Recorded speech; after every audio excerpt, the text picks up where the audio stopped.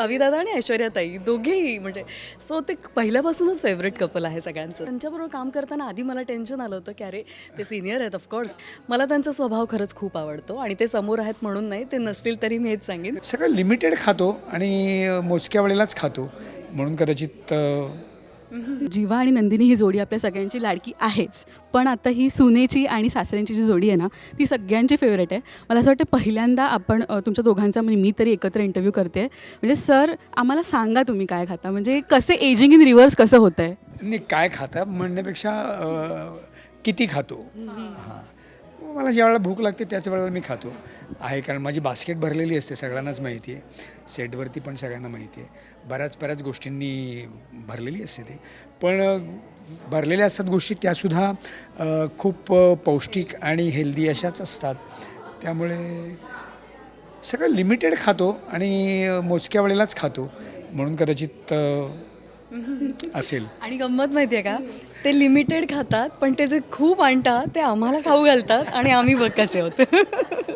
मला असं वाटतं मृणाल तूही अग्री करशील की तू जेव्हा सुरुवात केली होतीस मालिकांमध्ये आणि आम्ही जेव्हा टेलिव्हिजनवर बघायचो तेव्हा सर म्हणजे एक चॉकलेट बॉय आणि तो डॅशिंग हिरो. मला सांग आता कट्टू ते सासरे आहेत पण ते कूल सासरे आहेत. म्हणजे सिरियलमध्ये बघताना असं वाटतं की सासरे असावे तर असे म्हणजे मित्र असावा आहे ना. बरोबर, अगदी बरोबर. आणि मी आत्ताच त्यांना म्हणत होते की अविदादा तुम्ही आत्ता तर छानच दिसता, पण तुमचे जे जुने फोटो आणि ते आणि अविदादा आणि ऐश्वर्याताई दोघेही म्हणजे सो ते पहिल्यापासूनच फेवरेट कपल आहे सगळ्यांचंच. तेव्हा बाळशेदार होतो, एकदम खरंच बाळशेदार होतो दोघंही आम्ही. आणि त्यावेळेला ऐश्वर्याला आत्ता ती ज्या पद्धतीने स्वतःला मेंटेन करते आणि सगळं एक्झरसाईज वगैरे सगळं संपूर्ण, तर त्यावेळेला थोडंसं कमी होतं मे बी. त्यावेळेला आमचा अमेय पण नुकताच झालेला होता आणि त्यामुळे पण असेल. सुद्धा वेगळं होतं ना, पोल्युशन नव्हतं किंवा बॉन्ड. मला सांग ऑफ कॅमेरा कसा आहे. आणि आम्हाला ऑन कॅमेरा जितका तो प्युअर आणि इतका सुंदर दिसतो, ऑफ कॅमेरा मला असं वाटतं त्याच्यापेक्षाही वरचढ.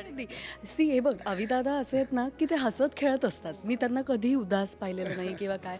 ते कायमच तुला कधीच असे ते कोपऱ्यात बसले किंवा तशी मी असू शकेन एक वेळ, पण ते नाही आहेत.